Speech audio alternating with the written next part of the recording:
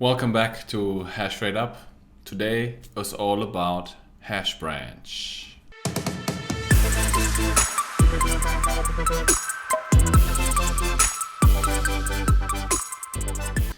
I sat down with the CEO of Hashbranch, Tom Merkle, a brokerage company which he would describe differently in the industry. We're talking about that part of the business, how he helps ASICs find hosting and vice versa, and all the crazy stuff he's seen over the years, as well as where he wants to take the company after the halving and going into all the other halvings that are coming up. Stay tuned. Enjoy.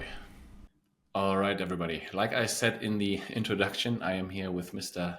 Merkle, Mr. Tom Merkle. Hi, Tom. How are you? How's it going, Jesse? Good to be here. You are CEO at Hashbranch.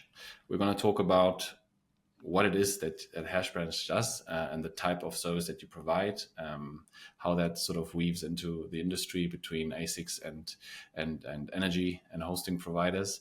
But before we do that, I recorded a show earlier today, so there's not going to be much difference in the block height. We're at 838.785. Hash rate is still at 606.1 exahashes on the 30-day, and the hash price currently up a couple cents from earlier, $113.87 per petahash per day. Tom, before we get into the weeds, give people a bit of background on yourself, please. Who are you? How did you get here? And why Bitcoin? Yeah, no, really appreciate it. So my name's Tom Merkle. My Bitcoin story. I studied math and computer science in school. I did not study Bitcoin. I think a lot of people got into it and did not study Bitcoin specifically. I kind of got into the world of software engineering and did that for a better part of around 8 or 9 years, kind of just in traditional software. I worked, from engineering to product roles to different kind of roles in the software space at a few different companies. And around 2016, 2017, I started to really dive into Bitcoin very specifically. I played around with some altcoins and things like that, and never could really wrap my head around what was going on. But Bitcoin really felt very, very unique in that sense, and so kind of rode the market 2016, 2017, really just as an investor, kind of a layman. And then after that market cycle is when I really started to go into the weeds and read the white paper, kind of read whatever I could get my hands on. And then around 2020, I was near the end of a time at a company I was at for a while, and I was really looking for something new, something to dive into, and kind of was obsessed with Bitcoin, and very quickly, became obsessed with Bitcoin mining. So during my day job, like, nights, weekends, all my waking hours, I was learning about mining. I was trying to build altcoin miners in my garage and then, trade for Bitcoin immediately, and maxed out the power I had at my house, got really friendly with the power company, really kind of, as a passion project, just really started to figure out, like, how much power could I actually consume in a single family home, and kind of started to grow from there. And at that point, I was pretty dead set on jumping into the mining industry full time. I was at the end, like I mentioned, of a pretty solid kind of career in the software side of the company I'd been at for a few years. And I really just jumped in the beginning of, I think it was end of 2021, beginning of 2022 is when I really just took the leap and jumped into the mining industry full time. And I started really with, like, not much other than I have a few skills and I want to build in the mining space, and really kind of learn what this is all about. And so kind of went down the rabbit hole of this industry, and then looking at it from all sides, and then figured out that, I wanted to build a mine. I wanted to build a facility. So for your listeners, I wanted to build a 1 megawatt kind of starter facility where I was self mining as well as doing some hosting.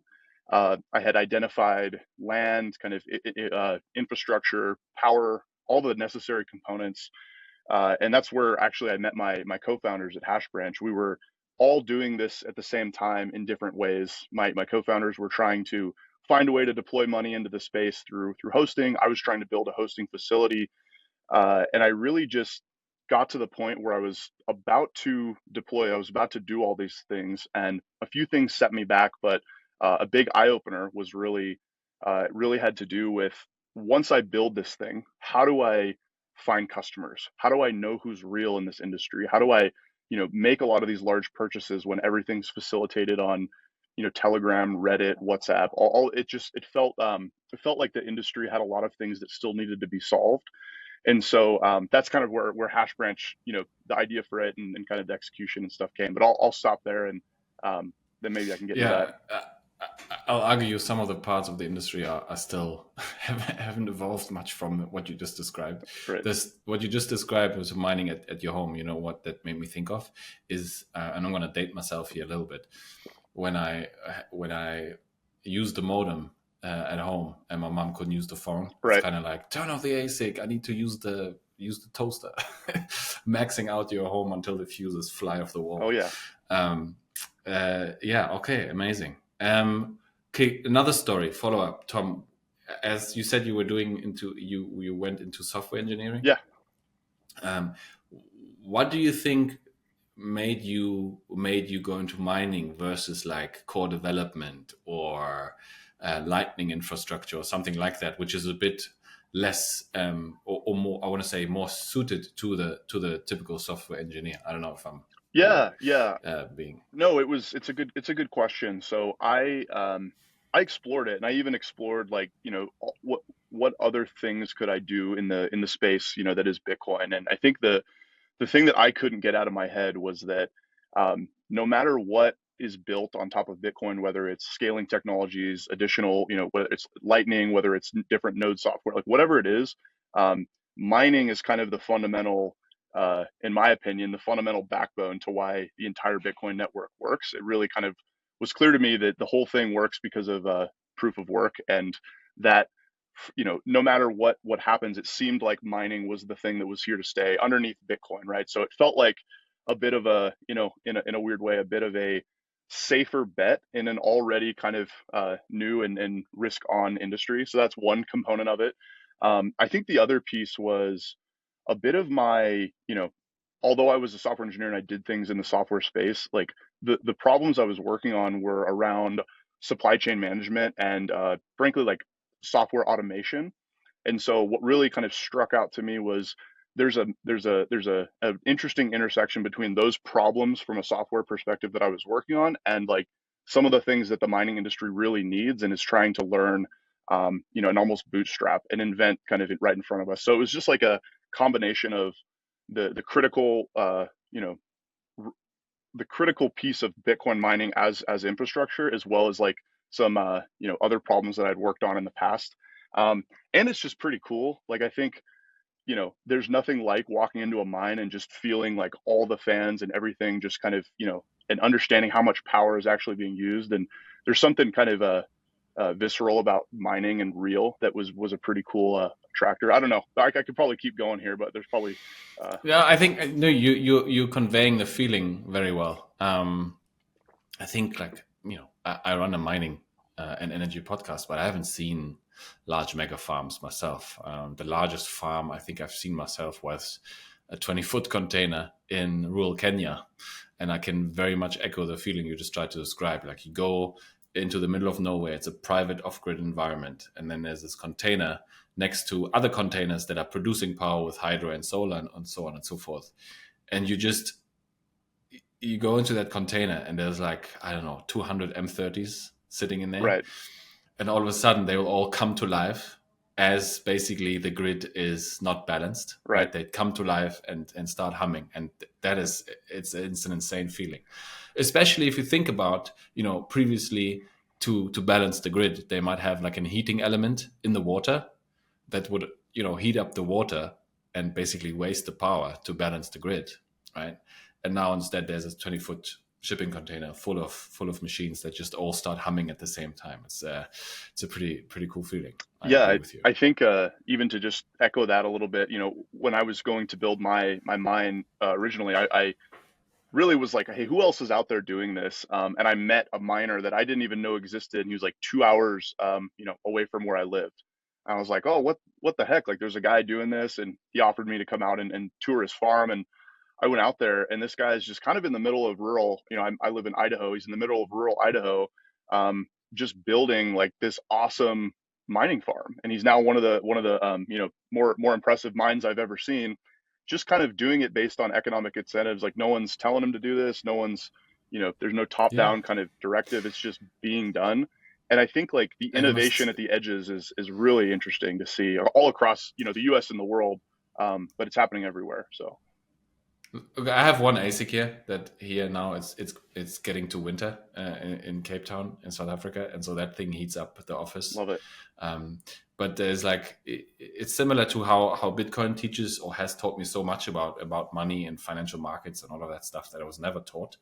Right? I imagine if you start mining yourself and expand and grow, like all of a sudden you learn about HVAC and you learn Right. about power and you learn about how you put switch gears together and transformers and all of that stuff, like, and all because you're incentivized to do it, because there's money to be made. Tom, Hashbranch, what is Hashbranch and why is it unfair to describe you guys as a brokering platform?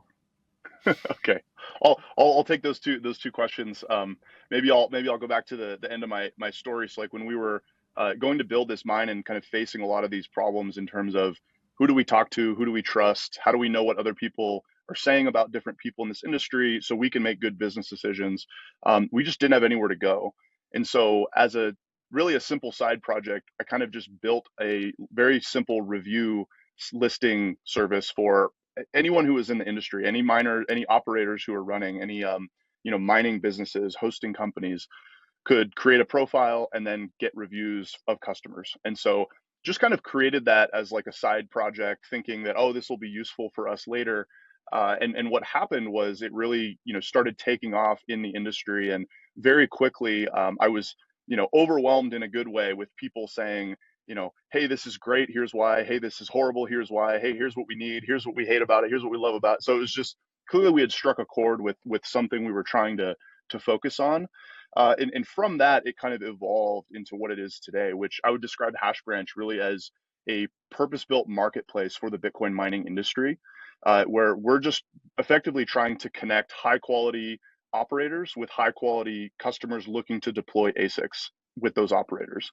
So very simply, we're focused on the hosting side of the industry, and maybe we can dive into that. I think your listeners might know a little bit about that, but we go out and identify the highest quality operations and then give you the visibility, transparency, and the ability to connect directly with them so that you can deploy ASICs in a really transparent manner. And so we're a much broader concept than a broker, although we do work with brokers all the time, right? I think brokerage plays a really important role in this industry. It's But a I'll very broad term too. Sorry to it's a interrupt. very It's a broad, very yeah, broad term. it's a very broad term. And so for us, like while we broker on occasion, we work with brokers. I would say we're building a marketplace platform, and so our focus is the hosting space, but there's a lot of other components of this industry that really need the ability to connect and do business in a non kind of in a very transparent and like I said, trustworthy manner. This entire industry is run on Telegram right now. Jesse knows this, but I don't know if your listeners do. And so the way that like hundreds of thousands, if not millions of dollars worth of commerce are done is people on Telegram finding other people on Telegram and then like wiring them money or sending them Bitcoin. Like that's the state of the art. Here's a USDT address. Yeah. And it's frankly it's a bit for the people in the industry. I think people were kind of used to that, but for anyone looking from the outside looking in, or even anyone who's currently, it's just not ideal. And so Yeah. we're trying to solve a bit of those problems, and I'll pass it back to you. Yeah, no worries. I mean, it's great. It's good background. What I think you miss is highly super important is that you are a independent platform. I mean, especially for retail. Right. You want to start mining because again, like Bitcoin, people who are into Bitcoin stumbled there, like you and I, somehow, and it was probably about a curiosity right now, right? Right. Um, and so sometimes I feel like for Bitcoiners especially, it's the hardest to just hold on to your stack and not try to do anything funky with it because that's almost in your nature, right? You want to try things out, you want to make mistakes, you want to learn, blah blah blah. And so mining is like one of the natural next steps, right? People approach me all the time saying, I want to get like 10 ASICs, I want to get 5. It's like, what's your approach? Are you trying to, are you going to sell your stack to cover your bill? Right. Just buy Bitcoin. You know what I mean? But again, what I'm trying to say is these guys, or these folks that then approach me, um, they will have, outside of me, only so many options, and all of them are not objective, right? Because Right. they're all trying to sell a service and are trying to sell their margin for their machines, and are trying to sell their sites, which they make another margin on. And all of a sudden, the deals people are presented with are absolutely ludicrous, where mining and hosting is absolutely no fun. Right. And so, what I want to say is, I think when you pitch this, the subjective or the objective part that you guys bring to the table, where you could say, hey, this hoster, nope, this hoster, good, there's space there, go with them, even if they're slightly more expensive. That is, I think, very, very valuable. I would definitely agree. So that was kind of from the get-go. I mentioned we originally were trying to build a mine. We abandoned that, and we do not own infrastructure. We do not own a hosting company. So we're not building this marketplace to just funnel to our hosting business. That's completely the opposite of what we're trying to do. What we're trying to do is say, hey, what are the objective ways you can just assess quality across this industry, and then frankly the highest quality people we should match up together, because in that way better business will get done, but also, the Bitcoin mining industry will just be better off, right? And then therefore Bitcoin and all these things. For us, we do it in a very objective way, right? So we do due diligence on our operators. We do a ton of things for that, getting uptime data, reviewing contracts, making sure that they actually have the land and the power and the site that they're trying to sell. So you kind of little secret in this industry is half the time, when someone says, hey, I have capacity, it's someone else's capacity that they're trying to sell, or someone else's person that they know that they know that they know. Like there's like 9 levels of it. And so we really try to get through to who's the actual owner and operator. Sometimes it's the same group, sometimes it's different groups, and then who has the ability to represent this, what we call rack space. And so by doing that very intentionally and just being transparent about it, people realize that the things that we're able to discover and the people we're able to point in the right direction, they're just better off, because we haven't obfuscated all this information and tried to make it more complicated. In fact, we do it in a much simpler way than currently is done, and that's on the operator side. And so for the customers, what's interesting is we have to look at both sides, right? So we look at from a customer's perspective, and this is like the person sending equipment, the person buying the units. What do they need to see in an operator, right? There's a whole bunch of different things, whether it's location, uptime, how long have they been around, what are the customer reviews, are they are they real, like a lot of things. But for the operators, there's a similar problem. If I have a customer that sends me units, there's a lot of risk with taking bad units, or a customer who's not going to pay on time, or a customer who's just going to not treat me well as an operator. Like there's a double-sided nature to it. And so we try to kind of step in and just say, hey, operator, this is a good customer for these reasons, and customer, this is a good operator for these reasons. We make the connection happen, and then that's how our business runs. I would argue, though, that you probably have a lot more leverage or a lot more mass to sort of deal with on the hosting side, because at the end of the day, and also it's not a perfect balance, right? If I give my machines to a hoster and they're bad, they just unplug them and I'm screwed. If I don't pay them, they unplug my machines or sell them or whatever, and then I'm screwed again as a customer, right? Right. So I don't think it's a 50-50 balance. Like the hoster has a lot more power over the machines and compared to the client. And so I think the service of DDing, or you doing proper due diligence on all these hosting facilities is the way to go, or is in that scenario I think much more valuable. I think you're right in to a certain extent, but I do think there are, like, I think it is, generally the industry, the operator has a lot of control, just because they're the ones with the equipment. They're the ones that can do whatever they want with the equipment while it's on site. But generally the operators we work with, like, they really do the right thing, and they're honest, and they work hard, and they are working really hard to do Yeah, this for stuff. sure. And so what I've seen, interestingly enough, is situations where bad customers actually hurt operators. Maybe not the same, but it's a different type of. So I'll give you another scenario. A customer identifies an operator and then just starts shipping units. Like, this is kind of a funny. This has happened multiple times, especially when the market picks up. where no contract has been signed, no payments have been made. There's nothing, and units are just showing up, right? So like pallets of units are just showing up, and like these aren't cheap units, right? So these are just so the operator's trying to weather this kind of how do we make sure these are deployed? Whose are these? Kind of there's a lot of complexity there. And then once they start getting plugged in, now you have a bit of a risk where if that customer doesn't pay for the hosting fee, a large component of that hosting fee is the power rate. The operator's the one who's on the power bill, so they're on the hook with that. So there's these constant tensions that we try to balance, and I think by being that independent marketplace kind of facilitator for this industry, it gives us a really good visibility to say, hey guys, here's how we're going to get this done, and everyone's going to be happy. And so yeah, it's just it's a really interesting problem because depending on the market cycle, it's one side or the other.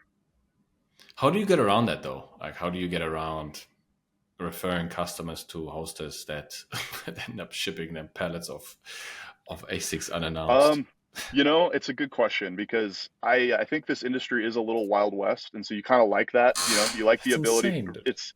It is. I think we're working on a few solutions to help basically with deployments and make things a little easier. And just I think the biggest thing comes down to setting expectations with all parties. And so customers knowing that, hey, if I just ship my machines, they're not going to be on in the next day unless that was part of the expectation set, and just kind of balancing those things. But yeah, I think you'll always have the cowboys who are just willing to send their stuff wherever to get it plugged in at the right moment.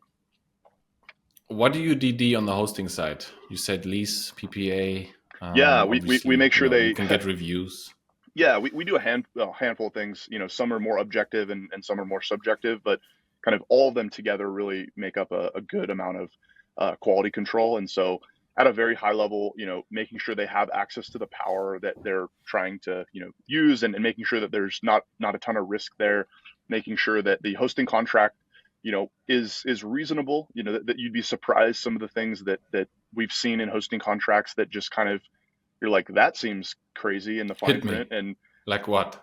there's hosting contracts that we've seen, that are out there that basically say the equivalent of, if you ever try to end this contract, we own all your equipment, like stuff like that. And it's like, okay, like, but isn't there some conversation? So things like that, or just unrealistic expectations. But for the most part, operators, they have reasonable hosting contracts, and a lot of them are just to kind of cover their bases and things like that. So just making sure that that's legitimate. We make sure that the pricing that's being represented, the terms are the same that are reflected on our platform and that have been communicated. You don't want a situation where customer gets matched up under one kind of some terms of a contract, and then the operator changes them last minute. That's not a good experience. Land, making sure that, like I said, they at least own or have a lease agreement that we trust, that there's not some risk there. We make sure again that the business entity is actually real and is in good standing. That's another one. Make sure they're a taxable entity, so you can actually do business with them. You can find these guys. That's kind of high level stuff. Yeah, go ahead. Can you verify whether they have legal trouble? We Sorry, I lost you there for a minute. Oh, sorry. If Could you repeat the question? Yeah, sorry, I lost you there for a minute. My connection's a bit shoddy. Can you verify somehow whether these operators have legal trouble? Yeah. Is So that like possible? as part of when we look at the company, the entity itself, we can understand like if there were lawsuits in the past, like if they're currently under litigation, things like that. And we're getting better at this over time as we get more information. But that's always a good kind of thing to check for. Those are all kind of just high level, making sure you know who you're getting into business with, because at the end of the day, these relationships are business relationships. From an operator quality standpoint, right? Let's assume you've crossed all those, you've checked all those boxes. We do things like measuring uptime of the customers that get placed. Just making sure that basically our way that we think about uptime is uptime is an interesting word. It's subjective depending on who you talk to. Is it the machine was on, it wasn't hashing? The thing that we really care about at the end of the day is how much hash rate is getting delivered versus the hash rate that was expected to be delivered to the pool. And that's, when I say delivered, I mean from the mine to the pool. You can think of operators really in the delivery business. They're making sure that the hash rate gets sent to the right pool, and it's like above a certain threshold. Like that's really the measure that makes the most sense. And so we track that, and we have an internal, system that says like, what does this look like over time for customers we've placed and others. That's like another kind of, it's subjective like a little bit, but it's a bit more objective on the data side. And then we gather customer reviews, right? So we still kind of, back to our roots, we're still a review. So we still have a review system, and all of our operators can gather customer reviews both from customers we've placed with them as well as other customers that have had good, bad, or just normal experiences. Operators can can respond to these reviews, and we also aggregate reviews from all across the internet. So you have Trustpilot reviews, Google reviews, it's all on the platform, to kind of add a subjective component. And then there's other things we do, and it has to do with like, where are these operators and in geographies, right? So for example, like, are they in a place that is going to be a little bit more humid or dry or have more weather risk? Like there's other assessments done. And then I think the last thing, I'm kind of just riffing here, is really subjective, but it's important to us. I meet all the operators we work with, like video call, ideally in person. We've gotten site videos and all these things at this point, and some of them we've done site visits for. But like, I build a relationship with them, and you can kind of start to figure out how people do business through whether they're willing to turn their camera on, for example, on a call. That's like a very simple one, in this industry, and I understand everyone, a lot of people want to stay anonymous, and I think that's important. But at the end of the day, if you're in a business, like, and you're expecting someone to send you a ton of money, you need to be able to have some like willingness to show who you are, in my opinion. So. Yeah, but a lot of people will not ask for that, Tom, because they don't think they can, or they think it's weird to say, hey, like, can you turn your camera on? I'm about to send you like $10,000 dollars, please. Can I, it's confrontational. And there's a lot of people who don't like confrontation. And so then Right. they jump into things, or they don't read things properly, or they think they're being, people with 5 ASICs, let's just face it, they're not going to get the best deal anyway. But if you want to do it, like, it's still a lot of money. And that's always when people approach me, and I'm sure you've come across the same conundrum. People come to you, and it's like they have $500,000 of ASICs that they want to play somewhere, right? And that, on the one, that's a lot of money. Like $500,000, that's a lot of money, right? I think we would both agree. Yes, that is a lot of money. On the other end of the spectrum, you have the host, and they're like, yeah, that's 100 machines. I can offer you this, right? And so striking that balance, I think, is also, as the middle man in this, is something that you have to explain to clients both. And the hoster might legitimately not think, okay, this guy is sending me 5 ASICs, why should I show him my face? Right. But yeah, I think you know what I'm trying to say. 100%. It's $500,000 is a lot of money for sure. But in this industry, depending on where the price of these ASICs are, it, like you said, it might be 100 machines. And just for people, on this listening, is 100 machines is about a third of a megawatt, and the operators that we work with generally are in between, I would say, 10 to 25 megawatts is kind of the sweet spot. And so when you multiply those numbers out, you realize, if they have 15 megawatts of another, with another client, that's a lot of machines to be worried about. But then 100 machines is still a lot of money. So kind of striking that balance is something that we're able to do pretty effectively, where, as Hashbranch, as this marketplace, we can effectively aggregate a bit of our leverage on behalf of customers and say, hey, like, we've placed a lot of customers with you, and so we expect, XYZ in terms of quality, and then we can help operators by making sure that customers have the right expectations and things like that. And so that's another aspect of this, but it is crazy when you really think about it that way. If you think about it, there's a lot of education as well. Yes. There's a lot of education. What pools do you use? What ASICs to choose? What's cheap? What's expensive? Where's the market going? Like, I have these conversations pretty frequently. What's the business model then, Tom? How do you make money in this? Yeah. Great question. I ask myself this every day, but I think the the cut and kind of answer is, we're a marketplace, right? So we have effectively a take rate or a commission or a fee, you can say, on the value that we're able to transact through our platform. And so currently it's a combination of, if we place you with a host, the host will pay us some percentage of that deal that we brought them. They're getting value. Um, and then on the customer side, if we're able to, one part of it is if we just match you up and then we're out of it and it's great, then the host will pay us some sort of commission on the deal. And if we're more involved, which we are with quite a few clients, where we're helping with the deployment, we're helping kind of in an advisory capacity, we're making sure that everything's handled, we're kind of helping both sides, then there's a bit of a margin on the customer side as well, either just as a percentage or maybe a percentage of hash rate as well. So we try to align our business with the value that we're providing, and a big part of our business is really just aligning incentives for all parties. And so for us, we try to make money when the operator is successful as well as when the customer is successful, so that we're balancing those two things. That's really the crux of our business to date. What excites you about it? What keeps you going? Like maybe before you get into that, share maybe like something that has really gotten you down, because I understand there was some. I think like I checked your page a 1 week, and then 2 weeks later everything was blurred out, and then it was all not blurred out again.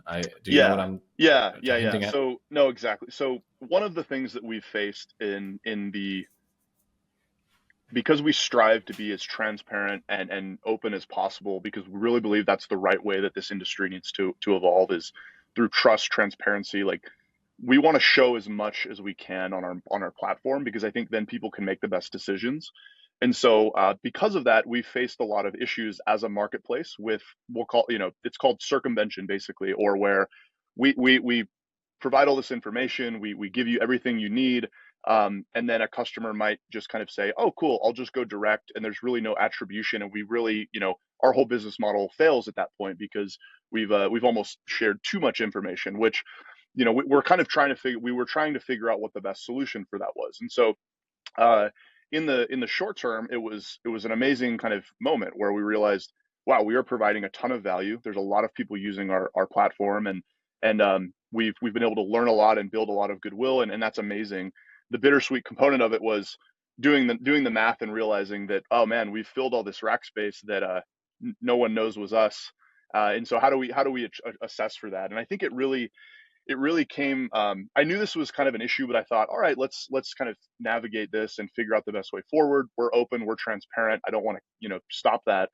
And I got a call from an operator that we work with closely, and basically said, hey Tom, this is great, but our rack space is almost full, and we don't know if we'll need you as much as in the future. I think and I was kind of thinking, oh, that's awesome, that's the whole goal here, but tell me a little bit more about the customers, and kind of very quickly realized, no, these were all customers that came through us. Immediately the operator was like, oh no, those are yours, we'll attribute, no worries. Really not even the fault of the operator or the fault of the customer, frankly. I think we weren't very clear with our model. And so customers were just kind of like, oh, great, we'll go around. That's maybe my naive kind of take on it. And so for the short term, basically, while this was occurring, we kind of just said, hey, let's put up a little, like, we'll blur everything out and put up a little window that just says, hey, like, go through us if you want to find what you're looking for. And there was backlash there, where people kind of thought, oh wow, like, you got all this info and then now you aren't showing it. And it's kind of like, guys, like, we got to meet in the middle some way. So we're still figuring out the best foot forward, but with that operator specifically, we kind of put together a different model, and now we're off to the races and stuff. And so just kind of that's like a bittersweet moment where we're doing everything we meant to do, but it's we have some leakage or circumvention that we're dealing with, but we've since solved a bit of that. Yeah, I mean, as also maybe often the customer that'll look at the rate that they pay through you versus the going direct, and I think then the one of the solutions, if I allow myself to give you my thoughts, is to make the customers understand the value that you are providing, right, and what they're paying for. If they don't understand that, there's more inclination to just give them a direct call or direct WhatsApp message or direct Telegram message, right? But if you make them understand, like, hey, going through us gives you leverage if there's something wrong. We've done this work, like, we don't work for free. And whether now the hosting rate is 7 point Y or 7 point X in the end. Doesn't really make a big difference. And all the most people want, really, in my experience, is sleep tight hosting. They don't want to buy 500,000 worth of ASICs and then 2 months later have the first issues and nobody on their side. Because it goes back to what we said earlier, right? You don't want to have to deal with legal battles. Like, you're not going to be a foreign entity or foreign private individual and then sue them in front of the court in New York. Like, it's not going to happen, right? So you want somebody on your side, and this is what you guys effectively represent, right, from the beginning till the end. Absolutely. So then on the flip side, Tom, or do you want to have feedback there? Sorry. Oh yeah, I was just going to mention, we've since come to a bit better of a solution in my opinion, and we'll continue to iterate on it. And really a part of it is basically doing exactly what you mentioned, where we're starting to get in front of the clients a bit more and just say, hey, this is what we do and this is what we provide, and being, transparent about that. And, we have a new landing page that kind of describes a bit of that, and we're going to continue to add more information. And it's been successful. Customers realize like we another, kind of as an addition to this, had another customer that last year we had helped through something, and called me out of the blue and just said, hey, you helped me, didn't know how to pay you, can I wire you, X amount of dollars? And I was like, oh wow, yes you can. That kind of solves. You take dollars, uh Tom? Come on, man. What, I don't know what dollars are, so sorry. We still have a business to run in USD. So but yeah, so that was a cool thing. We've started to solve that with really Awesome. through transparency of what we're going through, and operators really started to go, hey, why don't you try this, and we'll work with you. And so that's really gone a long way. And yeah, I'm excited for how it evolves. No, I mean, you just gave the perfect answer as to what keeps you going, when this stuff happens, because it can be cuck, as you say in South Africa, of people when you just do a lot of work and then you don't get anything in return. But, we're also dealing with folks on the internet. That's also not always the easiest. All right. So what else? Where are you guys going next? What are your plans besides, reviewing, getting people into good hosting contracts and all of that good stuff? Yeah, no. So we have a very grand vision of where we want to take this, but I'll just be, very straightforward.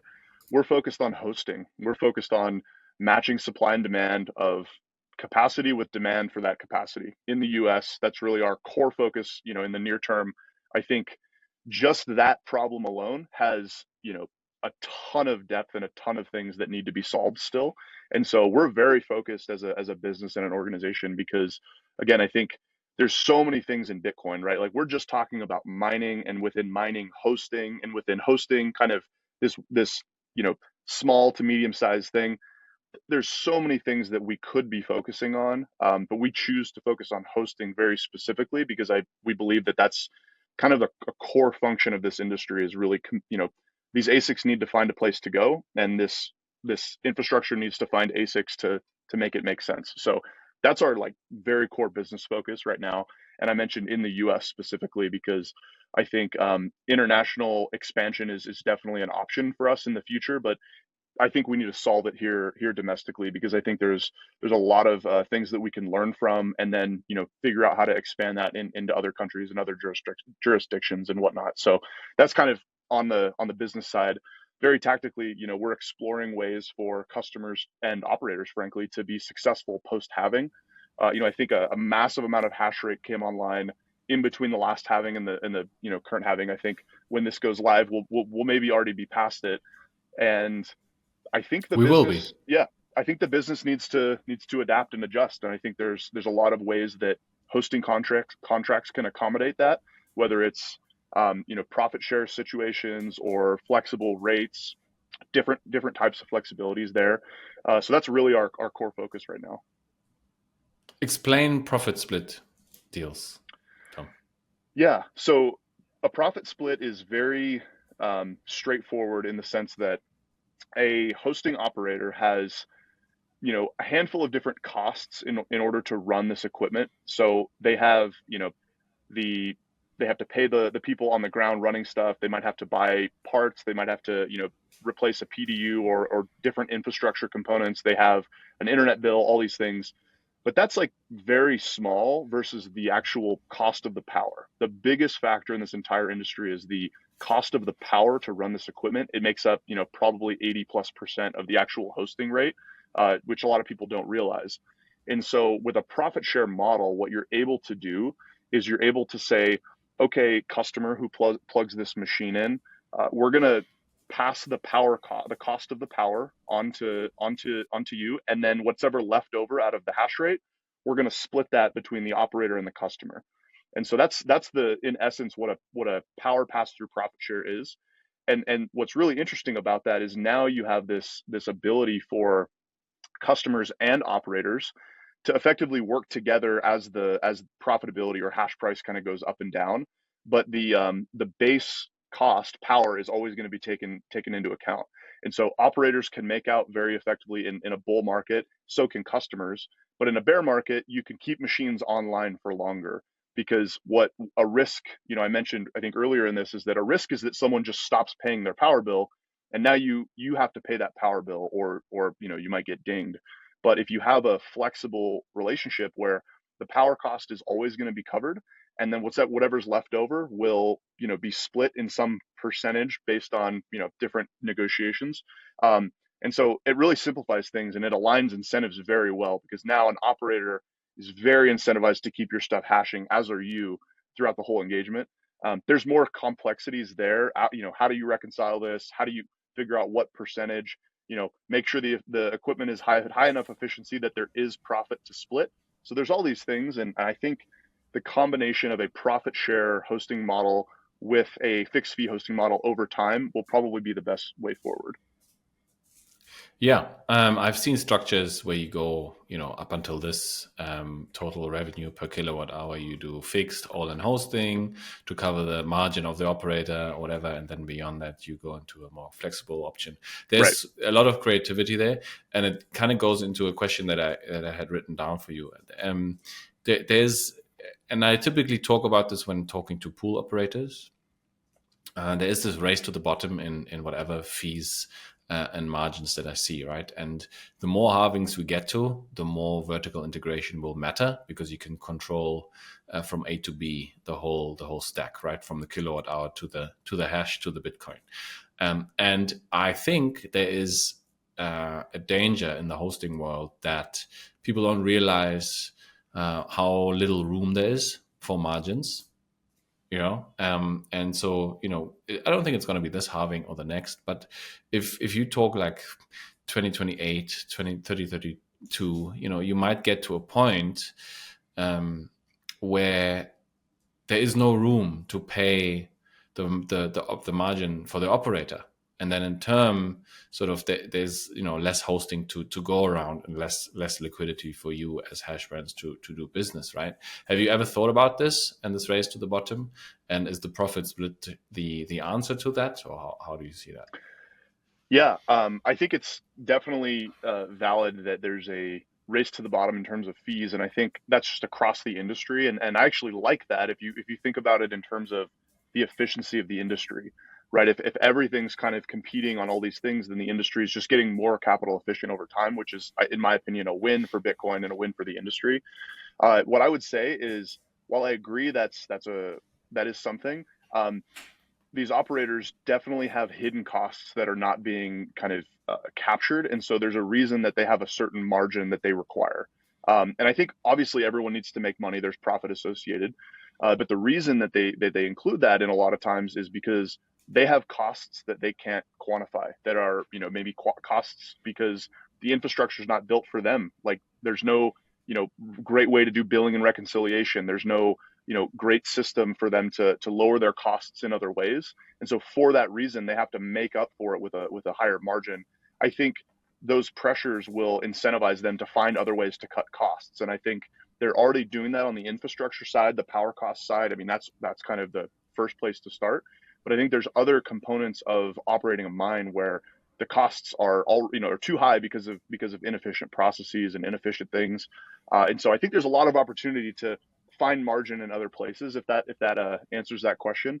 And so for us, like, I think there's a balance between us wanting to make more money as a business, but also drive costs down for all parties. And I think if we find a good balance, it'll just be a win-win for everyone. So I'll Mm. just leave you with like, the industry is not perfectly efficient yet, and and not even close. And so I think you could infer that there's probably a bit of costs that could be reduced, across the board.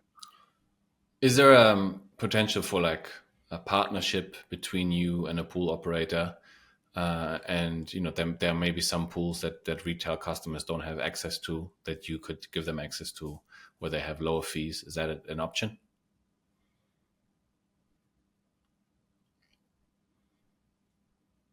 Um, yeah, I think I lost you there for a sec, but I think the question was around, Yeah. partnerships, relationships with pool operators, and I'll even extend that with, Let me you know, let me rephrase. Let me rephrase. Sorry. yeah. So, offhand, Tom, is there any space for you to maybe have access to pools that retail clients typically don't have access to send folks there and get a special deal? Is that something where you because again, retail doesn't have the same access as Right. large miners have, right? So through your platform, could the retail customer get access to services that they don't usually, could not use under the usual circumstances? Yeah, absolutely. So we try to work as closely with all participants in this industry as possible, and so that requires us to try to work very closely with pool operators, firmware providers, ASIC sellers, brokers, all the people making things happen in this industry, and we try to work very closely with them. And so a part of that is figuring out a way to allow, maybe the more retail type miners to have access to these things in a way they otherwise couldn't. And so pools are one example of that, with, kind of aggregation and finding ways to save on fees. But there's a lot of other ways to do that as well, with, kind of firmware, as well as, like, like I mentioned, ASICs, things that, like, the little guy effectively wouldn't have access to. There's a world where we can help aggregate that in a way that just, provides that access, but also doesn't overwhelm the pool operator, or the firmware provider with, hundreds of thousands of different requests. They can work with us for that. So definitely there's a world where we do that, and we're exploring those things today. All right. Nice. Let's go into how you're expanding again. Did I miss anything on that part before we get into scenarios, maybe? No, I don't think so. I think, one of the questions that you had shared was around international expansion, and I think that is on the horizon. In some respects, I think mining is a global game, and we all know that. And so we work with people in other countries, and we kind of think through what that looks like. Our main focus right now is the U.S., but I imagine a future where we're able to do the same thing abroad, and expand that way as well. So other than that, I think we covered it all. Cool. Right. Let's go two scenarios. First scenario: I'm completely new into this game. I just want to get into brass tack specifics. I want to buy 510 S19Ks. I come to you. I said, Tom, what do I do? What do you tell me? Yeah. So the first thing I ask is,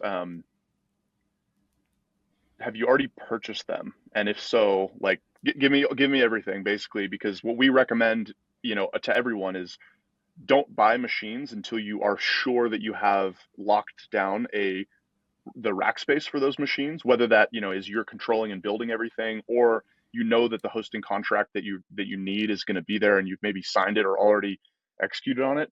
I think something first time miners really fall for, I think, is, I got to buy the machines because the prices change, and then I'll figure out where to go. And that always ends up in you overpaying for the machines, and then they sit idle for however long until you find a place, and then you're desperate and you overpay. I mean, it's just, I think it's easy to get people excited about it, and they go out and, oh, I just buy machines.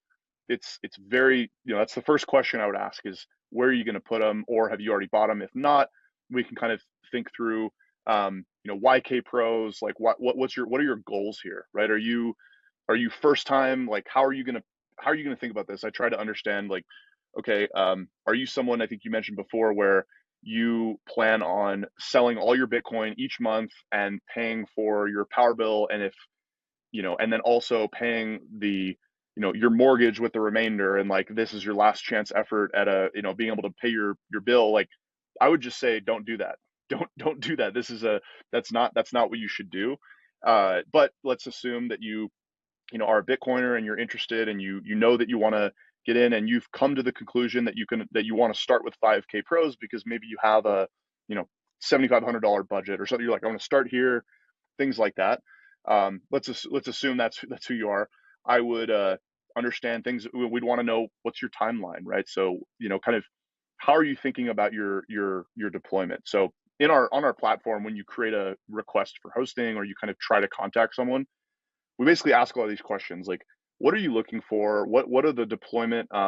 What's the deployment timeline? Is it, immediately? Is it, post-halving? How are you thinking about this? Because we just want to make sure that you're thinking about the right things before you shell out, money to do this. Because I think it's very easy to get people, like I said earlier, get people excited. You're like, hey, wire money here, do all this, and then now the fulfillment is really the hardest part. So we try to set those expectations up front. And then let's say that those expectations are set. We'll kind of inform you that, hey, like for this type of deployment, here's what the market is offering right now. Kind of basically, here are the rates that are available on our platform.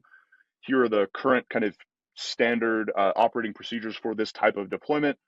Assuming all those things are great, we'll, if you've already kind of locked down, you're like, hey, I already know where I'm going to buy these, or my buddy has them.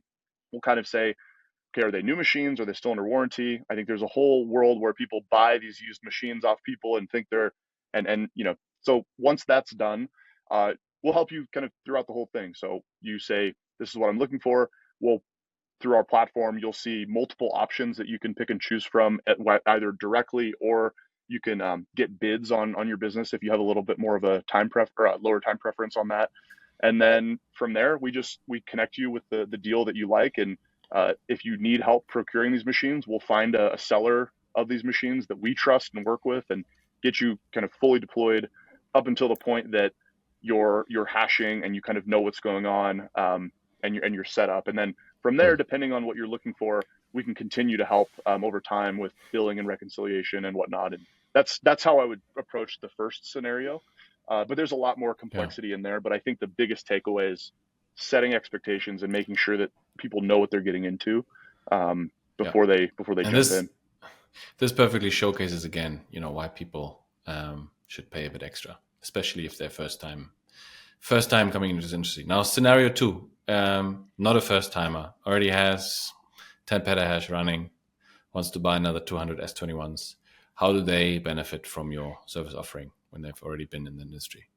Yeah, no, absolutely. The first thing we start with is kind of similar, but it's really, knowing they already know the industry. It's what's your deployment strategy now and into the future, and what has it been in the past? What types of things have you done? What operators are you currently working with? What types of contracts are you going through that you like, that you don't like? Getting a lay of the land from a customer perspective to understand their goals. And then from that, we understand that they probably know, if they've already done 10 petahashes here, they already know where to purchase these machines. So then we might kind of try to work with that, knowing that they've already got that on lock. Effectively, what we do from here is we're able to identify the rack space that, the spots that they can place these in a really efficient way, right? So we can say, across our network of operators, here's what's available today, here's what's going to be available, and here are the going rates that we've pre-negotiated that you can play with. And so depending on their answers to a lot of those questions, we'll guide them in a certain way or the other. So for example, if they have 10 petahashes at one operator, there's probably a reason that they're trying to go to another operator. Now, is that because they don't like this operator, they're out of rack space? We generally recommend, in my opinion, is to deploy with multiple operators within reason, because you want to diversify your risk a little bit, right? So if you're with one operator, they can be the best operator in the world, but if a hurricane hits or there's some unforeseen issue, your entire fleet's down. But if you have a distributed fleet, then you kind of are mitigating a bit of that, and you can get a bit more of a blended rate with those hosting contracts. So kind of would offer a bit more of a like white glove, experience for this type of customer. And then just see what we can do from there. And really the deployment is effectively the same as a 5-unit customer. Yeah, well, I was going to say, I don't know if you said this while I lost you, but like you try to make sure, obviously, when you diversify risk, that going back to the weather and stuff and the location, that the operators don't just have completely different names, but are like basically next door neighbors, right? That's probably a factor that not too many people can assess.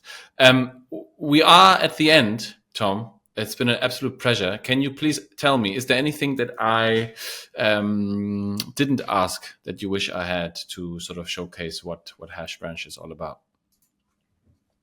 No, I think it was great, and I think we covered quite a bit. So I don't think there was much that we missed here. I mean, I think the biggest thing I'll leave everyone with is that we're intending to build the purpose built marketplace for the Bitcoin mining industry, and part of that will be us trying to work with everyone in the space, right? So it's not just hosting operators and customers, but like we mentioned before, it's pool operators, it's firmware providers, it's ASIC sellers, it's brokers. We want to have some relationship with everyone who's really doing the hard work to keep this industry alive. And so we're building a platform that services all of that, and that's going to be our stance going forward on brokerage. Like, I love brokers, but I think there's too many of them in this industry, frankly. And I think broker is a kind of a loaded word, because I think there's brokers like Jesse, for example, that I'm talking to, who provides a ton of value and does a lot of due diligence and does a lot of the hard work. And then there's brokers who basically just know someone who knows someone else who knows someone whose brother, sister, whatever, has a mine. Like, that kind of stuff You, needs you to almost stop. have to, like, when you talk to people that don't know you, you almost have to, I feel like I always have to apologize at first, um, Yeah. for writing them, and trying to solve their problem. But then again, like this, talking to people like yourself on this podcast exposes you to a lot of problems that people have, and then you just get to talking. And at the end of the day, you start wheeling and dealing. Like the first thing I did with Hashrate Up as a company was to, and the premise again is to bring more hash rate to Africa, right? One of the first things was to sell hosting in Ethiopia back in July before it was hot, right? Yeah. And so, if I don't know, it's again, you almost have to apologize, but then it's a lot of fun, right? To help people educate, place them, and be sure that you're giving somebody a good experience over the next 24 months or however long the term is or whatever. So yeah, I mean, it is what it is. I understand there's a bunch coming around brokerage as well with you guys. I can't wait to get into that. Maybe when it's out, we'll have another chat. Sounds Last good. but not least, Tom, does Bitcoin consume enough electricity or not? What do you think? Not even close, in my opinion. Why? Because I think that when you really look at electricity and energy consumption, but electricity is what we're talking about here specifically, the amount allocated to the Bitcoin network currently is a drop in the bucket compared to what we use for other things that don't provide nearly as much value as what I believe Bitcoin does to the world. And so, for your listeners, if you want an interesting statistic, go look up, what types of services on the internet use the most energy, and you'll get a pretty interesting breakdown of the stuff we spend electricity on. And so, my position is that if Bitcoin is the kind of next evolution of our financial system, and has all these properties that we care about, sound money, and kind of decentralization and all these things, we should use as much electricity to support that as possible, because the game theory of mining is that the more electricity we use, the more secure the network is, because it's all kind of being adjusted in real time. So that's my take, but I'm just a guy on the internet, and I love Bitcoin mining. So of course that's probably the answer you heard, or you were expecting to hear. No, I mean, look, it is similar for most cases. I've had one person that said, "No, it uses too much." Believe it or not, frequently people are now saying, "Ah, no, it uses just about the right amount, just exactly how much the market wants it to use." Well, yeah, that's But actually a good point. Yeah. you know, I don't typically give my view here, but because I'm interviewing you, but I obviously am on the same page. There's still a lot of abundant and wasted energy on the continent where I'm at. Lots of abundance. There's a lot of mining to be done there. Tom, tell people where to find you, where to go, where do you want to send them? Yeah, I think first and foremost, hashbranch.com, just go check us out there, check us out what we're doing. And then, on, Twitter, LinkedIn, I think we're just at Hashbranch on all those. Yeah, that you can find us there. And I don't think we have a YouTube channel or anything, but maybe we will in the future. So Nice. All right, guys, if you learned something new, you know what to do. Next Sunday, we talk mining again. Tom, it's been an absolute pleasure talking with you. Very easy conversation. Thank you very much. Enjoyed it. Thanks for your time. Check the show notes. Leave a comment. Do all the liking and all the subscribing. Swan and I will appreciate it. Until next time, guys, have a good time. And happy halving to everybody, because this will be out on the 21st. The halving should have been yesterday. So I don't know. I'm going to say hash price right now is, at the time of release, it's going to be at 62.87. What's your guess, Tom? Currently, or at the when No, it gets after, released, when it this gets cut in comes half? out. Yeah, when it gets cut in half. Yeah. I'll take the over. I'll say 70. Okay, cool. It We'll goes see. up a little bit. Beers on you if you lose. All right, guys. Cheers. Have a good time. Bye-bye. Thanks.